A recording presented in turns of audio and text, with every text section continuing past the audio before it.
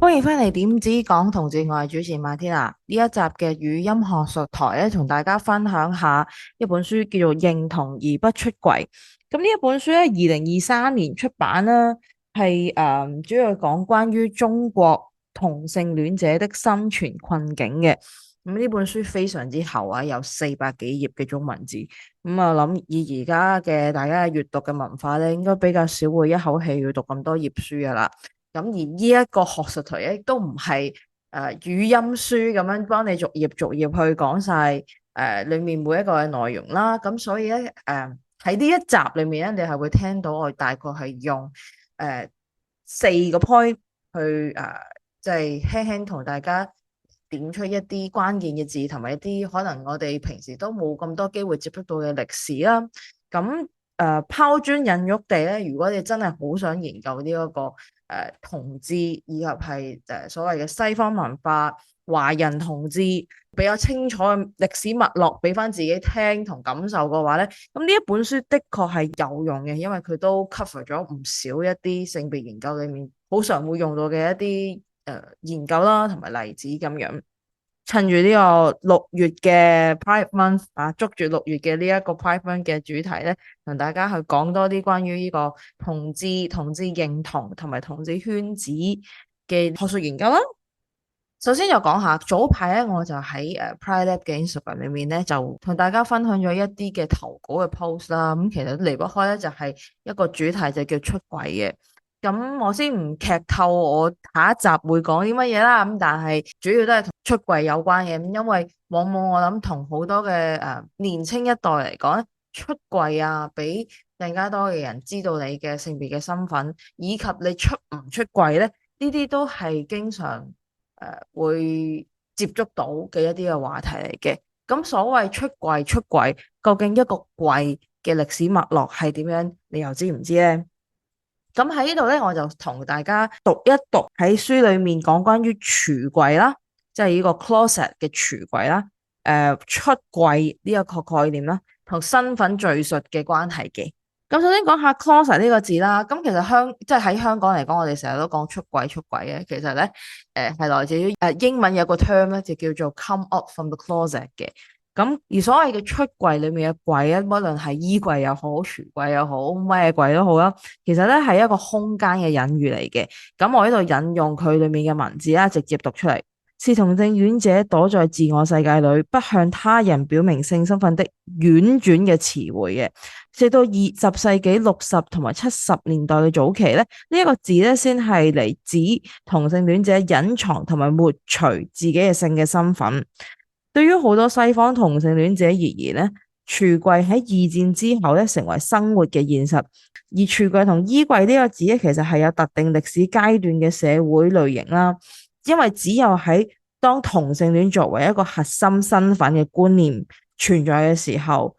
先至有佢嘅意義嘅。而同性戀者會匿埋喺個櫥櫃或者衣櫃裏面咧，往往係會同社會嘅污名同埋即係對於同性戀者嘅入罪化或者將佢哋變咗罪名嘅呢一件事咧，係扣連咗關係嘅。1969年，荷蘭精神分析學家森格斯咧喺佢嘅著作裏面咧就用咗出櫃 coming out 呢一個概念啦，形容呢個同性戀者嘅自我接受嘅。20世紀初以嚟咧，出櫃嘅含義發生咗微妙嘅變化。喺1920年左緊嘅美國咧，佢通常係形容同性戀者首次係進入同性戀世界嘅。而喺狹義上面咧，佢亦都係指某人開始認識到佢對於同性係有性吸引嘅過程。呢個過程將同性戀者描述為咧係俾人帶出嚟嘅，亦即係話佢係其他人引導之下開始實踐同性戀呢一件事，而唔係佢自己行出嚟嘅，而係要透過人帶佢出嚟，先進入頭先佢所講嘅文化同伴群體啦，即係例如入佢哋嘅圈子啊，入佢哋嘅網絡啊，佢哋嘅社交平台啊，建立其他同性戀嘅朋友咁樣嘅一個行為模式啦。喺二戰之前嘅美國咧，男同性戀者嘅出櫃咧，原本咧就係指正式現身喺同性戀社群嘅集體活動。例如喺紐約啦、芝加哥啦呢啲嘅城市咧，經常舉行嘅變裝同埋化妝嘅舞會，咁同性戀者咧係唔會講走出我哋今日意義上嘅同性戀衣櫃，而係走入佢哋所講嘅同性戀社群同埋同性戀世界嘅。咁所以其實同我哋而家所謂嘅 come out，即係展露自己俾外界、俾你嘅親朋戚友、俾你嘅唔識你嘅人知道咧，嗰個概念係有啲唔同嘅，因為而家以前佢哋認知咧係走入一個世界入面，而喺20世紀嘅50年代咧，男同性戀者咧通常都係喺狹義上面使用出櫃呢一個字嘅，而特定係指佢哋同同性嘅第一次嘅性經歷。去到70年代咧，儘管出櫃咧仍然都係用嚟指一個人第一次嘅同性戀嘅經歷，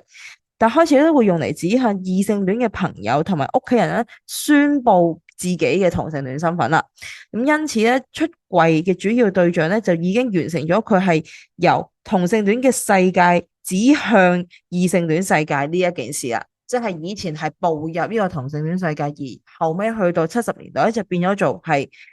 展露俾呢個異性戀世界嘅人知道啦，咁樣。所以去到而家咧，出櫃呢個字咧係指公開咁樣向他人暴露自己嘅同性戀身份啦。而出櫃呢個字咧係指接受咗自己係同性戀者，而將呢一種性嘅身份或者係取向咧整合到個體嘅社會生活當中。咁即係接受咗自己嘅身份之後，然後將佢融入喺你嘅社會入邊，融入咗喺你嘅即係作為一個社會裏面一份子嘅呢一個概念啦。作者喺呢度咧，佢都有去引用唔同嘅學者去帶出一個問題，就係咧對於出櫃嘅定義咧，其實仍然都係未有一個清晰嘅共識嘅。因為咧唔同嘅研究者咧，對於出櫃呢一個字咧，都有唔同嘅判讀嘅。一個學者就係話，出櫃過程嘅本質咧，唔係自我暴露，而係以一種積極嘅方式自我接受同性戀嘅特性。咁出櫃咧係成為同性戀嘅過程，喺同性戀嘅社區裏面咧實踐咁樣去創造自我呢一個過程係啦。咁有另外一個學者咧就係覺得出櫃咧係持續咁樣終身咁樣去學習點樣喺當下成為一個同性戀者，而創造作為同性戀者呢一個定義嘅。咁呢一啲嘅學者佢哋有唔同嘅定義咧，有啲側重喺過程嘅，有啲側重喺佢嘅目的上面，或者係佢嘅實踐上面，係啦。咁同性戀者本人對於呢個出櫃嘅理解咧都會有唔同嘅。咁等陣都會講就係即係呢個性別小眾喺身份認同自己係一個同性戀嘅時候咧，原來係有兩種嘅角度咁樣。早期出櫃嘅含義咧，往往都係強調佢一個人面向社會，一個人面向呢一個圈子，自己嘅身份話俾其他人知。而現代啲嘅含義咧，通常就係講緊話認可自己嘅慾望啦，而將自己嘅慾望付諸於行動啦，以及係向他人承認自己有呢個傾向嘅。咁除咗係講緊以前同而家對於出櫃嘅理解上面嘅唔同之外咧，咁作者佢都有引用咗唔同嘅學者對於出櫃嘅意識形態咧，係有劃分咗唔同嘅階段嘅。第一個階段就係18、19世紀嘅早期咧，就有出現咗好多嘅地下嘅聚會嘅場所啦。咁經過二戰之後咧，好多嘅社會變遷咧，就令到咗一啲保守嘅同性戀權利組織就出現咗啦。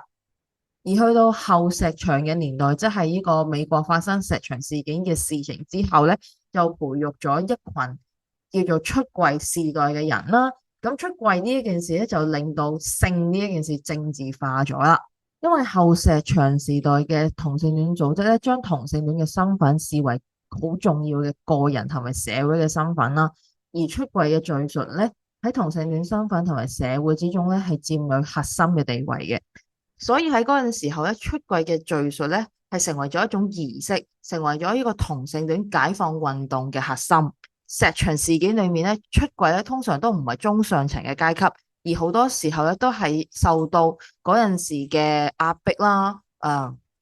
已經好想出櫃，好想現身去俾人哋知道佢哋嘅存在。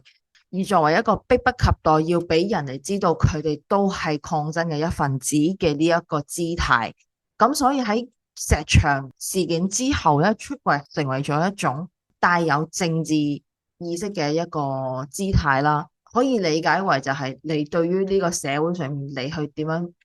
話俾個社會聽，你嘅存在有啲咩意義？咁喺石牆運動裏面有好多嘅受到壓迫嘅性別小眾咧，佢哋就係又透過出櫃呢件事去令到成個運動嘅力量加大咗，因為佢哋嘅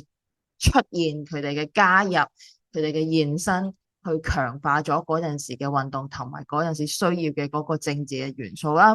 咁講完呢個石牆運動啦，咁去翻20世紀嘅80同埋90年代咧，就會將解放同性戀、解放性別小眾呢一件事咧，轉向咗一個方向咧，要去確保呢個同性戀嘅個體同埋共同體要係安全同埋可以繼續持久落去嘅。20世紀90年代嘅初期咧，隨住酷兒左派嘅崛起啦，佢哋嘅詞彙裏面咧，開始增加咗一個新嘅趨勢，就係將出櫃嘅重要性咧，就變得非常之細啊嚇。咁酷兒嘅左派理論裏面咧，就係覺得從呢個衣櫃裏面走出嚟咧，係主體性變化嘅結果。咁呢一啲變化咧，係社會實踐裏面一個浮現嘅集體意識嘅結果嚟嘅。即係不論你係男同性戀啦、女同性戀啦，或者雙性戀等等嘅性小眾嘅族群嘅解放，係帶住自我意識嘅，係啦。咁所以成個嘅 come out 嘅策略啦，以及佢嘅政治性咧，就轉化咗一個個人行出嚟表達自己訴求嘅一個模式啦。講完呢個出櫃嘅部分啦，一個人點樣去認同自己有呢個同性戀嘅傾向咧，都會係有帶住一個時代上面嘅轉變嘅。咁呢本書裏面咧，佢都有帶咗咧，就係佢觀察到同志去認同自己同性戀嘅身份咧，係有兩個嘅角度嘅。咁佢一個係以性為中心，而另一個咧係以身份為中心嘅。咁作者認為咧，年紀大啲嘅老年啲嘅同志咧，以前咧係透過性去形成自己嘅身份認同，同埋作為一個同性戀者嘅感受啦。咁我覺得，如果係用呢一個好身體、好慾望去驅動嘅呢個方式去定義自己嘅話咧，咁都可以解釋得到之前引用關於老年女同志啊，或者係一啲老年女同志相關嘅訪談啊、紀錄片裏面咧，其實係好少會睇得出佢哋會用一啲詞彙去形容自己嘅喜愛，即係例如話佢唔會未必會用到女同志呢個身份去嗌自己啦，亦未必會話自己係一個同性戀者啦。甚至亦都未必會用例如話我嘅伴侶啊，我同性伴侶啊，呢啲咁樣嘅字眼去形容自己喜愛嘅對象同埋交往嘅對象嘅，即係一切都係翻去一個好身體、好自己感受嘅一個模式去定義自己嘅同性戀傾向咧，就會變咗喺比較上面咧就少啲用名詞去形容自己啦。而作者頭先講到另外一個角度咧，就係以身份為中心嘅角度。年輕一啲嘅同志咧，佢哋就唔會將性行為本身作為身份嘅象徵嘅，而係透過先認識咗一個身份，而佢再投入呢個性別小眾身份呢一個過程咧，去認同自己嘅即係唔同嘅性別喜好啊，或者係自己嘅傾向嘅。咁呢度我又諗起，咁係喎，即係如果係以一個身份為開始為中心嘅呢一個認可過程嘅話咧，咁就會發現有好多年輕嘅人會用好多字去形容自己，例如話自己係泛性戀啊，用一啲字眼去形容自己浪漫嘅取態同埋呢個性嘅喜歡嘅取態啊，以及係點樣形容自己即係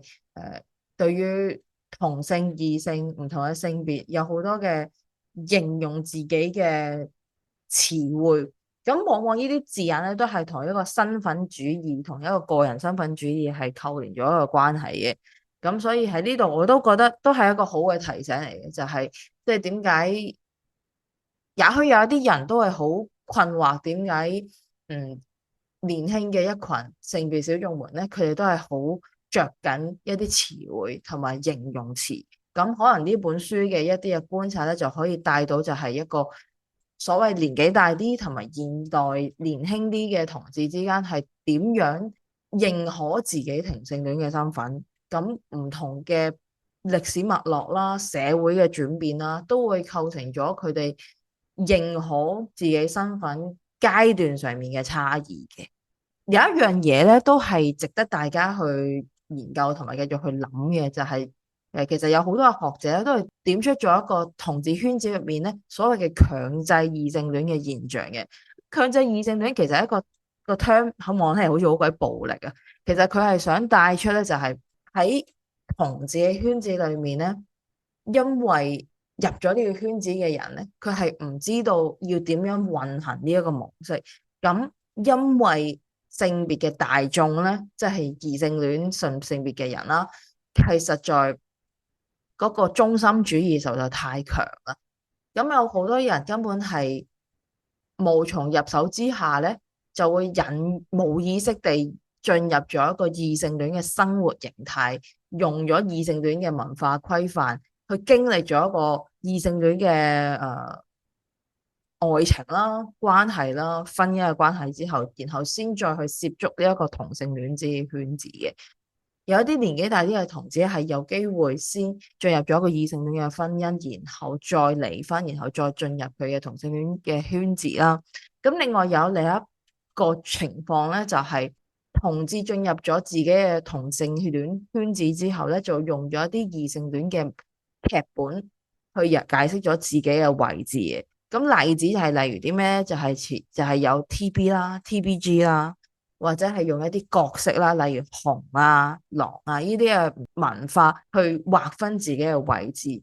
你可能會好奇點解會叫做強制異性戀呢？點解會有個強字呢？就係因為當你將成個邏輯調翻轉頭，放翻喺異性戀嘅世界裏面呢，佢哋嗰個異性戀嘅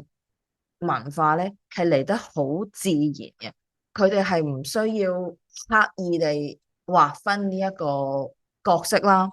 亦都唔需要去強調翻呢一個係佢哋嘅嗰個生活形式。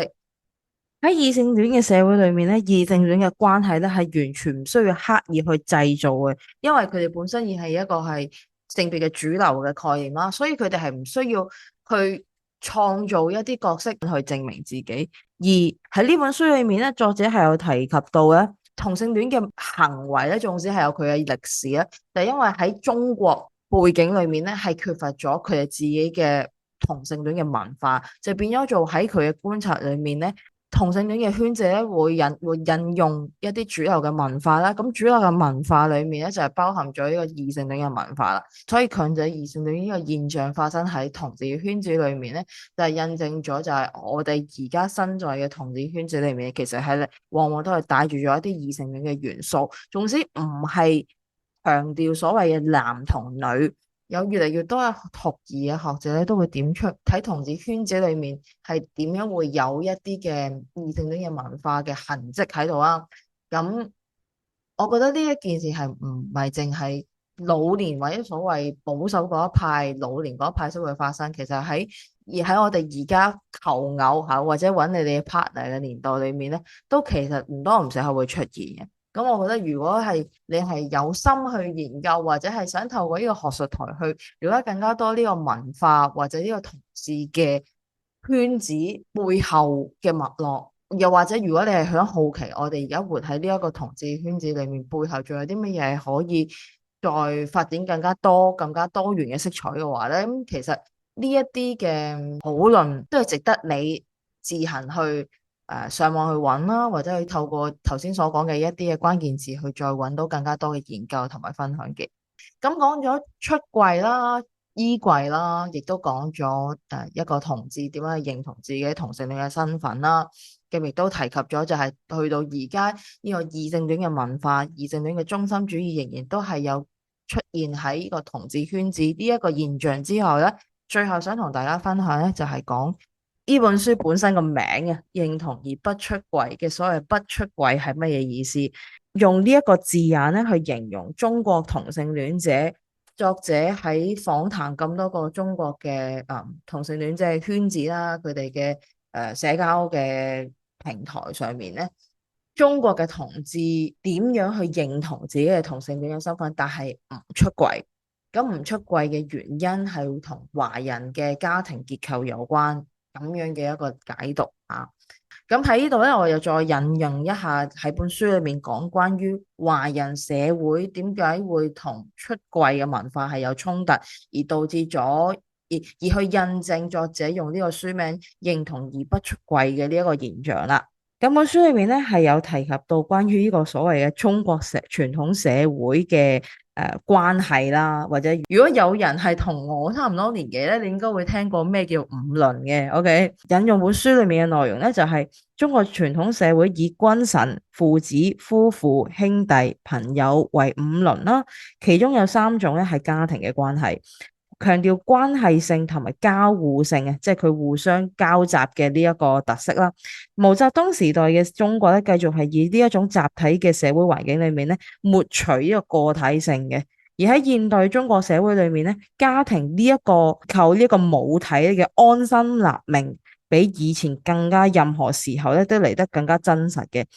喺分析前現代中國嘅敘事嘅時候咧，有學者就 Andrew Plex 去注意得到咧，喺個社會關係喺定義個人性格時候嘅重要性。佢認為咧，中國人而言咧，出櫃同埋現身並且感到自豪咧，喺文化上面咧係構成問題嘅，因為出櫃咧意味住一個人要離開自己嘅家庭啦，同埋離開自己父母同埋文化，成為一個個體嘅同性戀者啦。而自豪咧就係帶有文化嘅詆毀性嘅，而呢一個咧喺性方面嘅離經叛道者咧，就係明顯破壞咗一個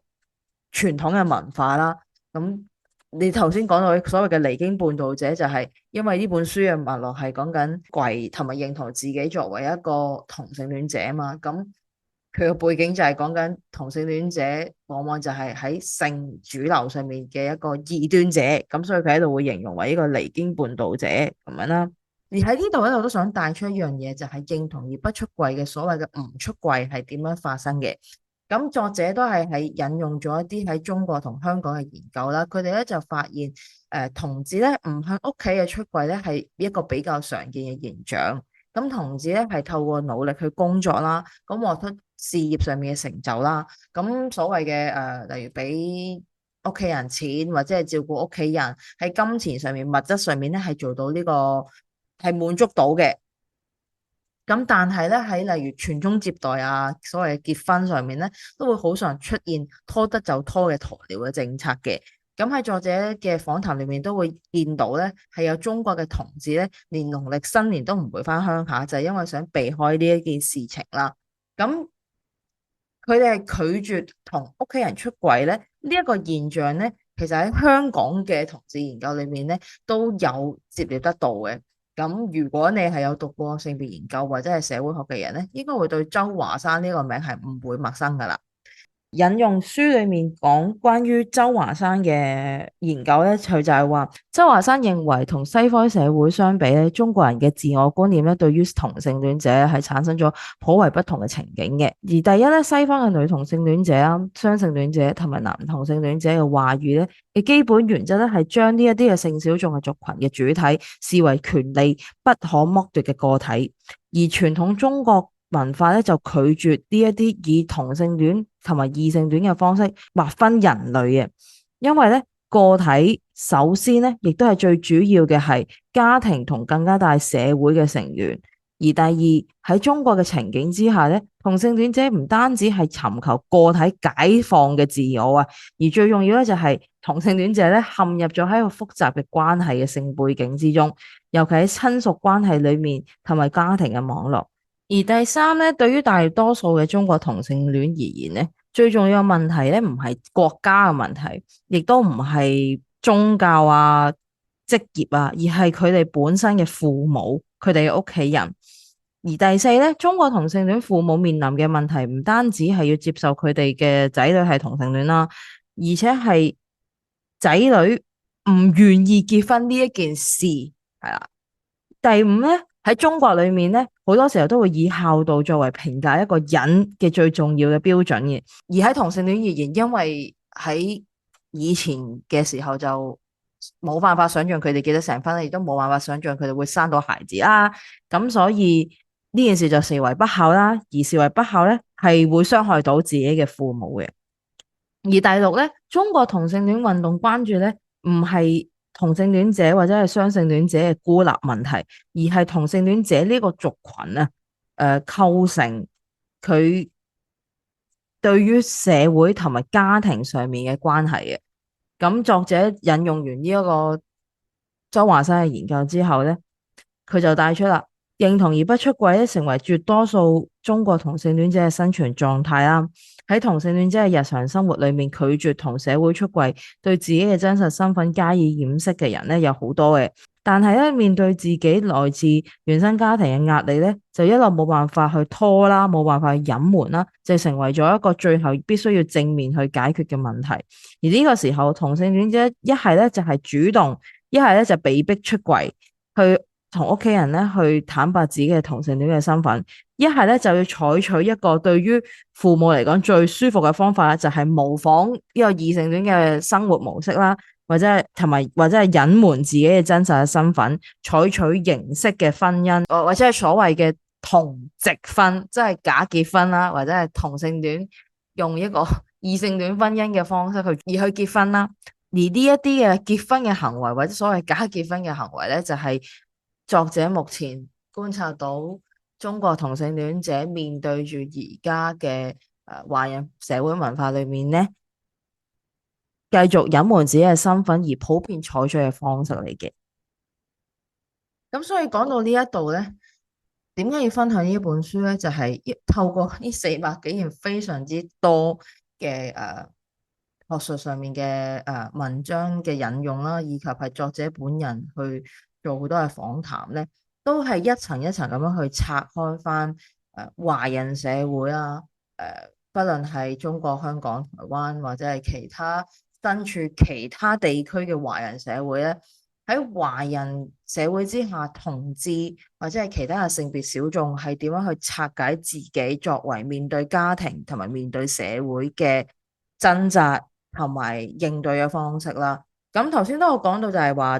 年輕嘅同志咧，好多時候都會先以認同自己嘅身份開始，然後再探索作為呢一個身份嘅人佢要做啲咩嘅。而喺實踐自己呢個性別小眾嘅身份嘅時候咧，更加多嘅字啦，更加多嘅旗幟啦，同埋更加多嘅符號咧，都係會帶入到我哋嘅驕傲遊行裏面啦，或者係我哋嘅 Pride Month 入邊啦。喺我哋嘅驕傲月，不管你係喺香港、台灣，你喺世界唔同嘅地方例如近排喺呢個首爾同埋曼谷裏面咧，你都會見到越嚟越多嘅符號同埋嘅人，佢哋唔用唔同嘅裝扮，用唔同嘅字眼、唔同嘅標語去定義自己，定義自己喺呢個驕傲遊行嘅存在，亦都定義咗自己喺呢一個性別小眾光譜裏面嘅存在。咁我估透過呢一本書，可以俾大家有更加多平時我哋生活裏面唔常會特別去講同探討嘅議題啦。咁雖然呢本書冇錯，我係引用咗好多嘅裏面嘅字啊，因為與其我去 summarize 呢一本書裏面嘅 point 咧，我覺得直接去帶出佢引用咗嘅字眼，可以更加理解得到研究性別、研究同志其實唔係一個懶人包係可以解決得到嘅。開放呢一個語音嘅學術台嘅原因咧，除咗係俾大眾有一個途徑去接觸到一啲嘅研究之外咧，亦都希望聽到呢一個節目、聽到呢一集嘅你咧，可以透過一少少嘅引用、少少嘅例子咧，去深化或者去令到你自己更加意識得到，其實你自己屬於嘅文化、你自己屬於嘅圈子咧，係有更加多嘅背景、更加多嘅歷史係可以探究嘅。我哋而家睇到嘅可能係以21世紀嚟講啦，其實我哋都係過咗大概20年，但係其實喺20世紀裏面有好多好多唔同嘅階段發生咗，而嗰啲階段嘅發展，佢哋同當時候社會構年有着點樣嘅關係咧，都會係反映得到同志喺唔同嘅社會裏面，佢一路都係變化緊嘅，佢一路都係隨住我哋嘅人啦、發展啦，以及我哋嘅使用嘅媒體啦。以前有互聯網冇互聯網嘅時候啊，亦到而家有呢個短片啊嚇，有好多嘅社交媒體嘅時候，我哋係點樣去呈現自己？點樣去面對呢個社會？點樣去 show 俾呢個社會你係點樣嘅一個存在？聽到呢一度嘅你咧，你都會發現其實同志呢一個身份咧，喺唔同嘅年代同埋階段咧，佢都係一路演化緊嘅。咁希望呢本書可以啟發到你，去喺你嘅日常生活裏面諗多少少。作為性別光譜嘅人，或者係作為支持性別光譜嘅你，性別小眾點解叫做小眾？